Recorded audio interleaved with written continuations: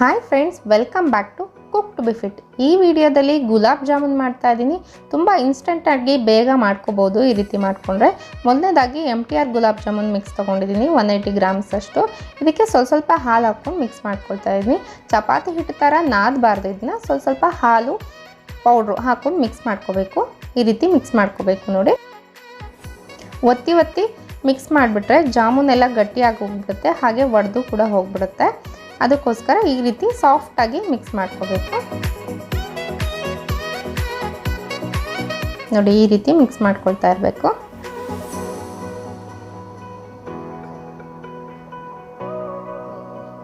ಹಿಟ್ಟು ಈ ರೀತಿ ಆಗಬೇಕು ನೋಡಿ.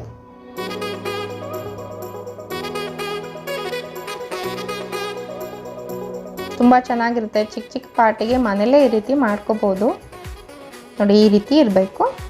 ಇದನ್ನು 5 ನಿಮಿಷ ಹಾಗೆ ಆಯಿಲ್ ಅಪ್ಲೈ ಮಾಡಿಬಿಟ್ಟು ನೆನೆಯಕ್ಕೆ ಇಡಬೇಕು.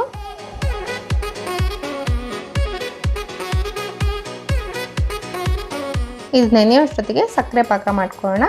ನಾನೊಂದು 800 ಗ್ರಾಮ್ ಅಷ್ಟು ಸಕ್ಕರೆ ತೊಗೊಂಡಿದ್ದೀನಿ. ಅಷ್ಟೇ ml ಅಷ್ಟು ನೀರು ಹಾಕ್ಕೋಬೇಕು. ಸಕ್ಕರೆ ಏನು ಪ್ರಮಾಣ ಹಾಕ್ಕೊಳ್ತೀವೋ ಅದೇ ಪ್ರಮಾಣದಲ್ಲಿ ನೀರು ಕೂಡ ಹಾಕ್ಕೋಬೇಕು. ನೀವು ಬಟ್ಲು ಇಟ್ಕೊಂಡು ಕೂಡ ಅಳತೆ ಮಾಡ್ಕೋಬೋದು. ಇದನ್ನು ಒಂದೆಳೆ ಎರಡೆಳೆ ಪಾಕ ಅಷ್ಟು ಬರೋದು ಬೇಡ, ಸ್ವಲ್ಪ ಅಂಟು ಪಾಕ ಬರೋವರೆಗೂ ಬಂದರೆ ಸಾಕು ನೋಡಿ. ಚೆನ್ನಾಗಿ ಕುದೀತಾ ಇದೆ. ಇವಾಗ ಏಲಕ್ಕಿ ಪುಡಿ ಹಾಕ್ಕೊಳ್ತಾ ಇದ್ದೀನಿ 1/4 ಟೇಬಲ್ ಸ್ಪೂನ್ ಅಷ್ಟು ನೋಡಿ. ಇವಾಗ ಅಂಟು ಪಾಕ ಬಂದಿದೆ, ಇಷ್ಟು ಬಂದರೆ ಸಾಕು. ಇವಾಗ ನಿಂಬೆಹಣ್ಣು ರಸ ಹಾಕ್ಕೊಳ್ತಾ ಇದ್ದೀನಿ 1/2 ಟೇಬಲ್ ಸ್ಪೂನ್ ಅಷ್ಟು. ನಿಂಬೆಹಣ್ಣು ರಸ ಹಾಕೋದ್ರಿಂದ ಏನಾಗುತ್ತೆ ಅಂದರೆ ಪಾಕ ಗಟ್ಟಿ ಆಗಲ್ಲ. ಈಗ 5 ನಿಮಿಷ ಆದಮೇಲೆ ಹಿಟ್ಟು ಈ ರೀತಿ ಆಗಿದೆ ಜಾಮೂನ್ ಮಿಕ್ಸು. ಇವಾಗ ಕೈಗೆ ಎಣ್ಣೆ ಸವರ್ಕೊಂಡು ಈ ರೀತಿ ಚಿಕ್ಕದಾಗಿ ಬಾಲ್ಸ್ ಮಾಡ್ಕೋಬೇಕು. ಸೈಜ್ ನಿಮ್ಗೆ ಎಷ್ಟು ಬೇಕೋ ಅಷ್ಟು ಮಾಡ್ಕೋಬೋದು. ನಾನಿಲ್ಲಿ ಚಿಕ್ಕದಾಗೆ ಮಾಡಿದ್ದೀನಿ, ತುಂಬ ದೊಡ್ಡದು ಮಾಡಿಲ್ಲ ನೋಡಿ. ಈ ರೀತಿ ಏನೇ ಥರ ಕ್ರ್ಯಾಕ್ಸ್ ಇಲ್ದಂಗೆ ಈ ರೀತಿ ಮಾಡ್ಕೋಬೇಕು. ಕ್ರ್ಯಾಕ್ಸ್ ಇದ್ದರೆ ನಾವು ಎಣ್ಣೆಗೆ ಹಾಕಿದ ತಕ್ಷಣ ಬಡ್ದು ಹೋಗ್ಬಿಡುತ್ತೆ, ಅದಕ್ಕೋಸ್ಕರ ಈ ರೀತಿ ಮಾಡ್ಕೋಬೇಕು. ಇವಾಗ ಜಾಮೂನ್ ಬಾಲ್ಸ್ನ ಈ ರೀತಿ ಹಾಕ್ತಾ ಬರೋಣ.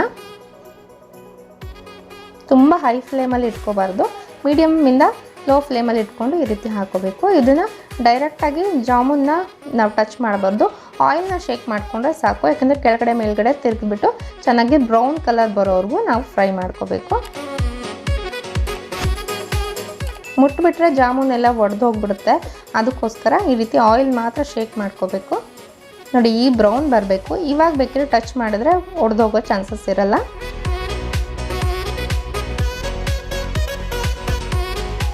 ನೋಡಿ ಈ ರೀತಿ ಇಷ್ಟು ಬ್ರೌನ್ ಬರಬೇಕು, ಆವಾಗಲೇ ತುಂಬ ಚೆನ್ನಾಗಿರುತ್ತೆ, ಒಳಗಡೆನೂ ಚೆನ್ನಾಗಿ ಬೆಂದಿರುತ್ತೆ. ಇವಾಗ ಸಕ್ಕರೆ ಪಾಕನ ಅಗಲವಾಗಿರೋಂಥ ಪಾತ್ರೆಗೆ ಹಾಕ್ಕೊಳ್ತಾ ಇದ್ದೀನಿ. ಯಾಕಂದರೆ ಒಂದ್ರ ಮೇಲೆ ಒಂದು ಹಾಕಿಬಿಟ್ರೆ ಸಕ್ಕರೆ ಪಾಕ ಎಲ್ಲದಕ್ಕೂ ಹೀರೋದಿಲ್ಲ. ಒಂದು ಅರ್ಧ ಸೇರಿರುತ್ತೆ, ಅರ್ಧ ಸೇರಿರಲ್ಲ, ಆ ರೀತಿ ಆಗೋಗುತ್ತೆ. ಅದಕ್ಕೋಸ್ಕರ ಈಗ ಒಂದೊಂದೇ ಹಾಕಿದ್ರೆ ಫ್ರೀಯಾಗಿ ಎಲ್ಲನೂ ಸಕ್ಕರೆ ಪಾಕ ಅಬ್ಸರ್ವ್ ಆಗುತ್ತೆ ನೋಡಿ. ಈ ರೀತಿ ಆದಮೇಲೆ ಎಲ್ಲನೂ ಹಾಕ್ಕೊಂಡು 1 ಅವರ್ ಅಟ್ಲೀಸ್ಟ್ ನಾವು ಇದನ್ನ ನೆನೆಯಕ್ಕೆ ಬಿಡಬೇಕು. 1 ಅವರ್ ಆದಮೇಲೆ ಸಾಫ್ಟಾದ ಜಾಮೂನ್ ರೆಡಿ ಆಗಿದೆ ನೋಡಿ. ಗುಲಾಬ್ ಜಾಮೂನ್ ಎಷ್ಟು ಚೆನ್ನಾಗಾಗಿದೆ. ಇದನ್ನು ಬೇಕಿದ್ರೆ ನೀವು ಹಿಂದಿನ ದಿನವೇ ಮಾಡಿಬಿಟ್ಟು ನೆಕ್ಸ್ಟ್ ಡೇ ಸರ್ವ್ ಮಾಡ್ಬೋದು, ಅವಾಗ ಇನ್ನೂ ಚೆನ್ನಾಗಿ ಅಬ್ಸರ್ವ್ ಆಗಿರುತ್ತೆ. ಈಗ ಗುಲಾಬ್ ಜಾಮೂನ್ ರೆಡಿ. ನಾನು ಇದ್ರ ಮೇಲೆ ಪಿಸ್ತಾ ಇಟ್ಬಿಟ್ಟು ಸರ್ವ್ ಮಾಡ್ತಾ ಇದ್ದೀನಿ. ಬಿಸಿಯಾಗೂ ಚೆನ್ನಾಗಿರುತ್ತೆ, ತಣ್ಣಗಾದ್ಮೇಲೂ ಚೆನ್ನಾಗಿರುತ್ತೆ. ನೀವು ಕೂಡ ಈ ರೀತಿ ಟ್ರೈ ಮಾಡಿ ಹೇಗಿರುತ್ತೆ ಅಂತ ಕಾಮೆಂಟ್ ಬಾಕ್ಸಲ್ಲಿ ತಿಳಿಸಿ. Thank you for watching cook to be fit.